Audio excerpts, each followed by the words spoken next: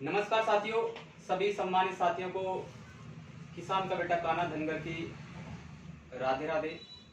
मैं आपका अपना छोटा भाई किसान का बेटा कान्हा धनगर आज आपके पसंदीदा एपिसोड पानी पर चर्चा में मौजूद हूँ। पानी पर चर्चा एपिसोड में आज हमारे साथ मौजूद हैं जो किसी परिचय का मोहताज नहीं है। हम जानना चाहेंगे इन्हीं की जुबान से आखिरकार आगरा की वो हस्ती, आगरा के वो सितारे जो लगातार अपने समाज के लिए लड़ाई लड़ते आए हैं और यहाँ पर पहुंचे हैं, समाज को आगे लेकर पहुंचे हैं। तो हम जानना चाहेंगे विजय सिंह धनगर जी के बारे में। तो आपका बहुत बहुत स्वागत है। तो सबसे पहले तो हमारे जो सम्मानित दर्शक हैं आपका परिचय जानना चाहते हैं। मेरा नाम विजय सिंह धनगर है। मैं रामबाग सीतानगर में रहता हूँ और समाज के कार्यों में ही लगा रहता हूँ। दादाजी, आपका जो राजनीतिक सफर है वो कहाँ से शुरू हुआ है और कहाँ तक अभी जो पहुंचा है? देखिए, राजनीतिक सफर में तो हम नौकरी से 6 महीना पहले ही जुड़ गए थे कि हमें समाज को अगर उठाना है तो बिना राजनीति के अलावा हम किसी की कोई सिफारिश नहीं कर सकते हैं। बिना राजनीति के हमारी सारी प्रक्रियाएं अधूरी हैं। जो हमें मिलता है वो राजनीति से ही मिलता है। आपका जो बचपन रहा, उसके बाद में आपकी छात्रावस्था रही, तो वहां से आपको ऐसे कौन से राजनेता हैं जिनकी राजनीति से आप प्रभावित होकर आपने राजनीति को चुन लिया? देखिए, राजनीति में जैसे आने से पहले हम नौकरी में थे और डॉक्टर भारत सिंह सन 1984 में बहुजन समाज पार्टी का निर्माण हुआ तो उसमें कर्णधार यानी प्रदेश अध्यक्ष के पद पर थे। उनसे हम मिले, वो हमारे घर पर आया जाया करते थे। हम उनके साथ में भी छुट्टी के दिन उनके साथ में मीटिंगों वगैरह में जाया करते थे। जैसे ही डॉक्टर भारत सिंह चुनाव लड़े तो हमने विभाग से भी छुट्टी लेकर के उनके साथ में क्रियाकलाप कार्य किया। हमें सफलता बहुत हद तक पहली बार में 86,000 वोट मिले डॉक्टर भारत सिंह को। फिर भारत सिंह अपने कार्य में आगे बढ़ते गए, हम अपनी नौकरी करते गए। उसके बाद में जब हमें गांव में एक मीटिंग के दौरान, अपनी पर्सनल मीटिंग के दौरान में एक एसपी सिंह यहाँ आगरा कॉलेज में प्रोफेसर बन के आए थे, तो हमने कहा प्रोफेसर को क्यों न लाया जाए और राजनीति में आगे बढ़ाया जाए। हम चंद्र लोगों ने मिलकर के प्रोफेसर एसपी सिंह के पास में गए और एक अहिल्याबाई जयंती हमने निकाली जो आज तक के रिकॉर्ड में उस समय जैसी रैली नहीं निकल पाई है। और हमने ये बीड़ा उठाया था प्रोफेसर एसपी सिंह को हम सांसद बना करके ही नौकरी पे जाएंगे, और सांसद बनने के बाद ही नौकरी पे गए। तो हमें ललक हुई कि राजनीति में हमें हिस्सेदारी लेनी चाहिए जिससे समाज का उद्धार और उत्थान हो सकता है। बिल्कुल। तो दादा, मैं आपके परिवार के बारे में जानना चाहूँगा, कैसा परिवार का स्तर था जब आपने राजनीति को चुना? आपके परिवार में आपके जो पूर्वज हैं वो क्या करते थे, किसान से संबंध रखते थे या किस, उसके बारे में बताएंगे? देखिए, हमारे बाबा से हमें मालूम है कि हमारे पिताजी बाबा पर काफी खेती थी तो कृषक थे। और गांव पास में ही टेढ़े बगिया के पास में हमारा गांव नंगला आशा का पड़ता है। हमारे हिस्से में भी 14-15 बीघा पक्के जमीन आया करती थी। हम 5 भाई थे, अपना खेती का काम करते थे। हम तो नौकरी लगने से 1976 से हम नौकरी कर रहे हैं। आगरा में ही हमने पूरा जीवन नौकरी में हो गया और आगरा से हम रिटायर हुए। ये हमारा जीवन काल नौकरी का काल रहा। दादा, जिस प्रकार से अभी सोशल मीडिया पर हमने देखा और जाना कि राष्ट्रीय सोशलिस्ट समाज पार्टी ने आपको टुंडला प्रत्याशी उपचुनाव में बनाया है, तो आप अपनी जो विधानसभा का उपचुनाव लड़ने जा रहे हैं टुंडला से, तो टुंडला की जनता है आपको किस नजरिए से देखती है और आप उस जनता को किस नजरिए से देखने का कार्य कर रही है? देखिए, टुंडला में विशेष करके इससे हमसे पहले माननीय एसपी सिंह जो कैबिनेट मंत्री रहे वो चुनाव लड़े और चुनाव लड़ने के बाद उन्होंने इच्छा व्यक्त की कि हम सांसद का चुनाव आगरा सीट से लड़ेंगे और उस सीट को रिजाइन दे करके वो चुनाव लड़े, जीते। और जीतने के बाद वो सीट रिजर्व हो गई, खाली हो गई। खाली के बाद हमारी एक राष्ट्रीय सोशल समाज पार्टी 2013 में बनी है जिसको हम चला रहे हैं आज। और उससे हम चुनाव इससे पहले 2017 में विधानसभा परिषद चुनाव लड़े। उसके बाद में हम 2019 में सांसद का चुनाव फतेहपुर सीकरी से लड़े। उपचुनाव के लिए हमारे माननीय अध्यक्ष जी साहब सिंह धनगर भैया जी ने हमको उपचुनाव के लिए टुंडला से नियत किया गया है और हम हम चुनाव के लिए तैयार हैं। आपने अभी तक किसी भी राजनीतिक पार्टी में रहते हुए किसी पद के लिए सफलता प्राप्त की है? नहीं, हमने तो सबसे पहले हमारे भैया जी ने हमको, राष्ट्रीय अध्यक्ष ने हमको राष्ट्रीय कार्यकारिणी में रखा। उसके बाद हमारा प्रमोशन किया तो राष्ट्रीय महासचिव के पद पर, इस समय हम राष्ट्रीय महासचिव के पद पर तैनात हैं। बिल्कुल। और पार्टी में लगातार कार्य कर रहे हैं। तो सम्मानित साथी, जिस प्रकार से बताया कि लगातार राजनीति में एक ऊंचा कद रखने वाले विजय सिंह धनगर जी हमारे साथ हैं, जिन्होंने बताया है कि हमें कभी भी जिंदगी में हार नहीं माननी चाहिए। उन्होंने फतेहपुर सीकरी से लेकर विधानसभा एदमातपुर में भी अपना दाव आजमाया, लेकिन कारणवश जीत सफलता नहीं मिल सकी, लेकिन फिर भी उन्होंने हिम्मत नहीं हारी। इस बार भी राष्ट्रीय सोशलिस्ट समाज पार्टी ने विजय सिंह धनगर पर दाव लगाया है और सफलता को आगे बढ़ाने का कार्य किया है। आपको बता दें, लगातार विजय सिंह धनगर जी राजनीति की ओर कदम बढ़ा रहे हैं। लगातार अगर माना जाए तो इतनी उम्र में इन्होंने जो समाज के लिए, अपने समाज के लिए जो कार्य किए हैं, वो वास्तव में काबिल तारीफ है। आइए हम कुछ पानी पर चर्चा कर रहे हैं कि जिस विषय में हम आज विधानसभा टोडला को लेकर बातें करते हैं। धनगर साहब, क्या लगता है, जिस प्रकार से वो समाजवादी पार्टी हो या वो भारतीय जनता पार्टी हो या बीएसपी पार्टी हो, तीनों पार्टी हो, आपकी भी राष्ट्रीय सोशलिस्ट समाज पार्टी है, सभी पार्टियों ने धनगर कैंडिडेटों पर दाव लगाए हैं। तो क्या लगता है कि जो जंग है वो कहीं कठिनाई संघर्षशील नहीं होगी क्या? नहीं, कठिनाई तो संघर्षशील होगी, लेकिन आदमी आदमी के कार्यकलाप देख रहा है कि कोई आदमी कार्यकलाप हमारे जो पार्टी के अनुसार नया जो विकल्प आ रहा है, उससे हम देख रहे हैं कि पार्टी की हमारी वृद्धि होती चली जा रही है और लोग हमसे भयभीत भी हैं। आगे जो पार्टियां आ रही है वो ये कह रहे हैं कि ये कौन सी पार्टी निकल करके आ रही है जो कि सर्वजन हित के लिए, सर्व सुखाय के लिए सोच रही है, सभी समाज के लिए सोच रही है, उसके उद्धार और उत्थान के लिए आगे बढ़ती चली जा रही है। हमारा सभी एक किसी व्यक्ति विशेष समाज से नहीं है, भाई पार्टी का काम है तो पार्टी के हिसाब से है, सभी के हितों की रक्षा को करते हुए और जो है आगे बढ़ती चली जा रही है। लोगों को विश्वास है। क्या लगता है दादा, कहीं न कहीं राजनीति आजकल जातिवाद के मुद्दे पर हो रही है, आपके इसके बारे में क्या विचार है? नहीं, जातिवाद के मुद्दे में हो रही होगी, लेकिन हमारे यहाँ जातिवाद की कोई ऐसी बात नहीं है। हम तो सबका हित, सबका समाज, जो सबका कार्य करेंगे सब समाज हमें समझेगा। दादा, एक और चीज जानना चाहूंगा, टोडला विधानसभा से मैंने जहाँ तक सोशल मीडिया पर देखा है, वहाँ तक सभी कैंडिडेट सभी पार्टियों से धनगर हैं। तो कहीं ना कहीं जो समाज है, आपका समाज है, कहीं ना कहीं भ्रमित तो रहेगा कि किस कैंडिडेट को वोट करना है, क्योंकि सभी अगर एक ही समाज के होंगे और समाज को वोट करने में कहीं ना कहीं समस्या का सामना तो करना पड़ेगा कि कौन सी कैंडिडेट को वोट करना है। तो इस मुद्दे को लेकर आपको जनता का प्यार कैसे मिलेगा, आपके क्या विचार है जनता के लिए, आप कैसे टोडला विधानसभा में जाकर अपना कद बढ़ाओगे?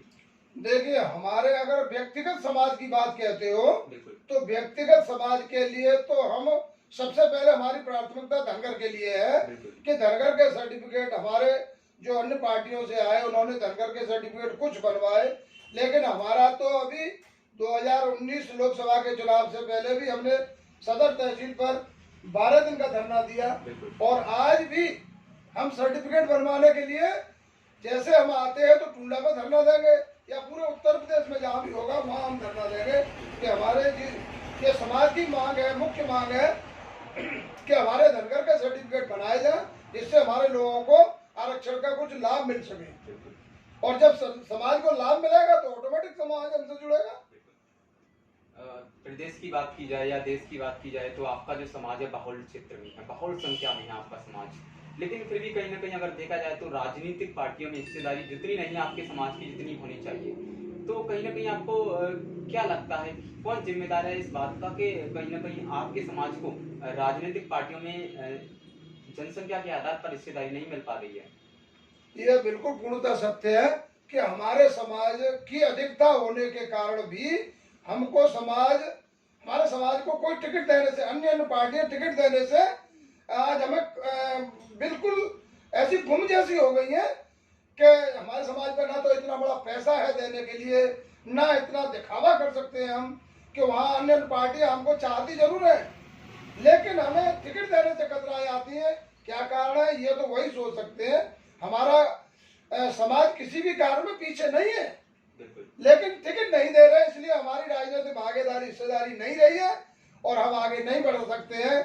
क्योंकि ये ऐसा हमें तो ये प्रतीत होता है कि अन्य समाज की पार्टियां, जो अन्य पार्टियां बनी है, ये हमारे समाज को उठता हुआ देखना नहीं चाहती हैं। बिल्कुल।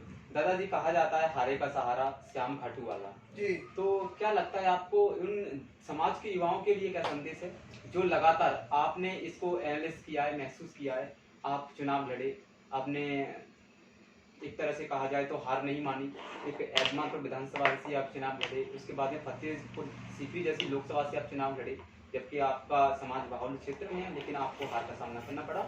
उसको देखते हुए भी आपने हार नहीं मानी और आप टूडला से उपचुनाव की प्रत्याशी घोषित हुए। तो उन युवाओं के लिए क्या कहना है जो एक बार हार जाने के बाद में उस मुद्दे को छोड़ देते हैं, उस सफलता को पीछे छोड़ देते हैं और वहां से नीचे की ओर अग्रसर हो जाते हैं? तो उन युवाओं के लिए आपका क्या अहम बातें हैं, क्या कहना चाहोगे उन युवाओं के लिए कि हार कर भी हमें पीछे नहीं हटना चाहिए, हार कर भी हमें आगे बढ़ना चाहिए? भाई योद्धा क्या है जो युद्ध क्षेत्र से हार करके पीछे हट जाए? अरे हमें तो अपना सीना तान के लड़ाई को लड़ना है, आगे बढ़ता रहना है, पीछे क्या देखना है? पीछे नहीं मुड़ करके देखना चाहिए। अपने अनुभव से आदमी को देखिए, ये यहाँ वो है कि कोई चलता पग चिन्हों पर, कोई पग चिन्ह बनाता है, वही सूरमा इस जग में पूजा जाता है। बिल्कुल बिल्कुल। जब तक हम आगे नहीं बढ़ेंगे, जब तक हम आगे नहीं चलेंगे, तब तक हम अपने, अब यहाँ उदाहरण आता है कि मोहम्मद गौरी या मोहम्मद तुगलक ने सोमनाथ के मंदिर पर 17-16 बार आक्रमण करने के बाद, हार के बाद भी मोहम्मद गौरी पीछे नहीं हटा और 17वीं बार उसने फतह को प्राप्त किया। तो हम कैसे हार मान जाएंगे? तो क्या आपका लक्ष्य उन युवाओं के लिए, क्या आपका संदेश है उन युवाओं को? हमारे दर्शक जानना चाहते हैं और हमारे युवा भी जानना चाहते हैं कि आपका युवाओं के प्रति क्या मोटिवेशन है जिससे हमारे युवा प्रेरित होकर आपको आदर्श मानते हुए तो आपके पद कमलों पर चढ़ने का कार्य करें? भाई हमारा तो युवाओं से अभी अपील है कि भाई देखिए, आप भ्रमित हो रहे हो, जो कुछ कोई नहीं दे पा रहा है। हम आपसे यही कहेंगे कि आप राजनीतिक क्षेत्र में भी जरूर आए। शिक्षा के क्षेत्र में हमारा समाज कमजोर नहीं है, धन के प्रभाव में हमारा समाज कमजोर नहीं है, लेकिन राजनीति में कमजोर है। ऐसे का हमको किसी ने आने नहीं दिया और अब उनके दरबार खुले हुए। हमारी, हम तो ये और कहेंगे कि अब जब आपकी अपनी एक समाज की पार्टी बन गई है तो आपके दरबार खुले हुए हैं। आप चाहे जो सा पद ले हमसे, चाहे जो सी विधानसभा से सन 2022 में चुनाव के लिए तैयार हो जाए, हम टिकट देने के लिए तैयार है। बिल्कुल। हर पार्टियां, हर राजनीतिक जत्थे होते हैं वो अक्सर देखा जाए तो किसानों को लेकर लड़ाई लड़ते हैं। जितनी भी पार्टियां हैं, जितनी भी सत्ता में पार्टियां चली, जितनी भी रही, वो किसानों को लेकर आगे बढ़ी और किसानों को लेकर लोग जीते भी। तो आपकी जो पार्टी है और आप खुद किसानों के बारे में क्या सोच रखते हैं? भाई किसानों के बारे में सबसे पहले हमारे एक उसमें दिया गया है कि किसान को उसकी उपज का मूल्य सही तरीके से मिलना चाहिए। बीच बिचौलिया जो करते हैं, बिचौलिया खाए जाते हैं। किसान पैदा करता है लेकिन उसका उचित मूल्य नहीं मिल पाता है। हमसे पहले, हम तो पहले जानते हैं कृषि का औद्योगिकरण किया जाना चाहिए। किसान को ही किसान की चीज का मूल्य निर्धारित करने का हक और अधिकार होना चाहिए, तब तो हम कामयाब हो सकते हैं। अन्यथा हमारे किसान को यूरिया मिल रहा है साहब 400 रुपए का किलो कट्टा का, और हमारे क्यों बिक रहे हैं 1800 के? आज से जो 20 साल पहले 1800 बिक रहे थे, आज 1800 बिक रहे। जो 150 का यूरिया आ रहा था, आज वो 500 का यूरिया आ रहा है। डीएपी आज 1700 की हो रही है। बताइए कहाँ से क्या होगा? देश का पेट पालने वाला इंसान ही आज वही भूखा मर रहा है। अगर आपकी राष्ट्रीय सोच समाज पार्टी से अगर आप टूडला विधानसभा जीत कर आते हैं जी, तो आपका टूडला विधानसभा के किसानों के लिए क्या एजेंडा रहेगा? तो सबसे पहले हम तो ये कहेंगे किसानों के लिए पहले बिजली माफ की जाए। सबसे पहले बिजली माफ की जाए। जो हमारे छोटे किसान हैं, उन्होंने अगर कर्जा ले रखा हो तो उस कर्जे को माफ किया जाए। कृषि को औद्योगिकरण करने के लिए उसको कृषि की जितनी भी सुविधाएं हो, बीज की, खाद की, ट्रैक्टर की, जमीन की, जितनी वो सुविधा हमको हमारे किसानों को उपलब्ध कराई जाए, ये हमारे द्वारा निकल। हम जल पर बात कर लेते हैं, हम पानी पर चर्चा कर रहे थे। जिस प्रकार से देश का स्तर, जल स्तर गिरता जा रहा है, कहीं ना कहीं आप किसको दोषी मानते हैं? कहीं ना कहीं क्या लगता है आपको? जिस भाई ये तो प्रकृति की देन है हमारे। हम प्रकृति से लड़ाई लड़ते चले जा रहे हैं, प्रकृति से खिलवाड़ करते चले जा रहे हैं, तो हमारा जल स्तर गिरता चला जा रहा है। देखिए वृक्षारोपण है, ये जगह जगह शहर का सौंदर्यीकरण हो रहा है, शहर बनता चला रहा है। जो हमारे बड़े बड़े वृक्ष है वो काटे जा रहे हैं, नए वृक्ष लगाए नहीं जा रहे। ये पर्यावरण पर ही बिल्कुल निर्भर होता है। जहाँ हरियाली होगी वहीं ज्यादातर वर्षा होगी। क्या लगता है आपका, क्या लगता है जल संरक्षण क्या मेन उद्देश्य? जल संरक्षण किस प्रकार से करना चाहिए जिसका जल स्तर हमें जल्दी से गिरता हुआ नजर नहीं आए? जल संरक्षण करना किस बेस पर करना चाहिए? जैसे कि अभी आपने देखा होगा ग्रामीण अंचल में तालाब कुएं होते हैं, कुएं तो खत्म ही होते नजर आ रहे हैं, नल भी खत्म होते आ रहे हैं। कहीं ना कहीं देखा जाए तो ग्रामीण अंचलों में समरों का भरमार हो गया है। आपने देखा होगा घर घर में समर है, कहीं ना कहीं उन लोगों ने समर लगाई है, तो उसका मेन उद्देश्य क्या रहा? या तो उनको नल मुहैया नहीं कराई गई, क्या क्या मानते हो आपको? या तो उनको नल मुहैया नहीं कराए गए, इसके लिए उन्हें अपने दम पर समर लगाए, इसके लिए आप किसको जिम्मेदार? हाँ, ये बिल्कुल सत्यता है कि घर घर में सरकार के द्वारा अगर उसका औद्योगिकरण किया हुआ होता या नल घर घर में भेजे होते जो सार्वजनिक टंकी बना करके, तो आदमी को उतने ही समय में उतनी मात्रा में पानी मिलता, आदमी सही तरीके से खर्च करता। अब आदमी को वहां से सरकार के द्वारा पानी मिला नहीं, टंकी के द्वारा पानी मिला नहीं, तो आदमी ने अपनी निजी समरें लगा करके वो अपने मनमाने ढंग से खर्च करता रहा है। जैसे कि आज 20 किलो का खर्चा है, 20 किलो की जगह वो 70 किलो खर्च कर रहा है, और वो पानी वेस्टेज हो रहा है। नीचे से पानी खींचेगा तो देखो संचय में कमी तो आएगी। उसको रोकने के लिए हमारे ये जैसे गांव में तालाब होते हैं, तालाबों को खुदाई, उनकी पक्की कराई, पानी का हमको संरक्षण करना चाहिए, रोकना चाहिए पानी को, इससे कि हमारी आवश्यकताओं की पूर्ति आगे भविष्य में भी होती रहे और हमको खिलवाड़ नहीं करनी चाहिए। दादा, जिस प्रकार से कोरोना की चपेट में देश है, विदेश भी और लगातार विश्व स्तर भी कोरोना की चपेट में आ चुकी है, तो आप कोरोना को लेकर क्या संदेश देना चाहेंगे हमारे दर्शकों के लिए? देखिए, कहीं तक कोरोना की बात में आते हैं तो कोरोना बीमारी तो वायरस तो आया है, लेकिन वायरस के बचाव के लिए जनता ने ही अपना प्रतिनिधित्व किया है। सरकार की तरफ से कोई उस पर कदम नहीं उठाया गया है, ठोस कदम नहीं उठाया गया है। ले जा करके कोरोना में उसके एक खामा खाई बना करके उसे उसमें डाल दिया गया। इस वजह से कोरोना से आदमी मरे होंगे 10, लेकिन बिना कोरोना के, बिना दवा के हमारे 100 आदमियों की मृत्यु हुई होगी। आज भी हमारे दुकानदार हैं ऐसे बैठे हुए जैसे बिल्कुल कोई है ही नहीं, कामकाज है ही नहीं। अब 2 दिन का टाइम और कर दिया, 1 हफ्ते में 2 दिन की छुट्टी रहेगी, वो दुकानदार क्या काम करेगा? आज के पेपर में तो और मैंने पढ़ा है कि वो सम और विषम परिस्थितियों को देखते हुए मार्केट खोली जाएंगी। अब 3 दिन खुलेगी तो ये क्या करेंगे दुकानदार? दुकानदार काम करेंगे तो हमारे मजदूरों को काम नहीं मिलेगा, फैक्ट्री में काम नहीं होगा। 70% फैक्ट्रियों में छुट्टी कर दी है मजदूरों की, तो 30% आदमी क्या काम कर पाएगा? दादा, अगर देखा जाए तो देश ही नहीं बल्कि विदेश ने भी, विदेश के जो वैज्ञानिक है उन्होंने भी वैक्सीन नहीं बना पाई है। हाँ, कोशिश कर रहे हैं, विदेशी कोशिश कर रहे हैं क्या दवा बन जाए, हालांकि दवा के दावा भर रहे हैं लोगों बनाने का। तो दादा, हमारा यही उद्देश्य आपसे, आपका यहाँ तक का सफर हमारे दर्शकों ने जाना, आपके विचार जाने, राजनीति को लेकर आपका परिचय जाना। हम आपसे यही कहना चाहेंगे कि आपके भविष्य में क्या विचार हैं, भविष्य में क्या करना चाहते हैं आप अपने समाज के लिए, अपने देश हित के लिए, वो हमारे दर्शकों को आप रख सकते हैं, उसके बाद हम बता देते हैं। देखिए, हम तो ये चाहते हैं कि हमारी सरकार, हमारी पार्टी की सरकार बने और हम देश के उत्थान के लिए कार्य करें, सर्वजन हित के लिए, सर्वजन समाज के लिए। पहले तो हम अपनी शिक्षा नीति को, जो इन पार्टियों ने दोहरी शिक्षा नीति अपना रखी है, जैसे हमारे बच्चे परिषदीय स्कूलों में पढ़ेंगे और इन पार्टियों वाले बच्चे CBSE board, ICSE board, IIT इनमें पढ़ेंगे।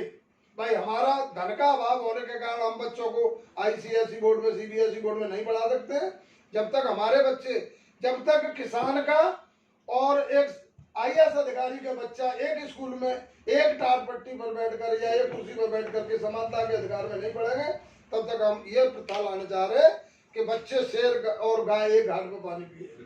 जहाँ तक देखा जाए तो सरकार ने भी नई शिक्षा नीति लागू करने का ऐलान कर दिया है। अब ये शिक्षा नीति तो ला रहे हैं, लेकिन उसका अभी गोपनीयता है। क्या शिक्षा नीति लाएंगे ये हम नहीं कह सकते। क्या लगता है आपको कि देश स्तर में एक ही शिक्षा होनी चाहिए? हाँ, हम चाहते हैं कि देश स्तर में, पूरे देश में एक ही तरह की शिक्षा होनी चाहिए। गरीब का बच्चा भी वही पढ़े और अमीर का बच्चा भी वही पढ़े। बिल्कुल।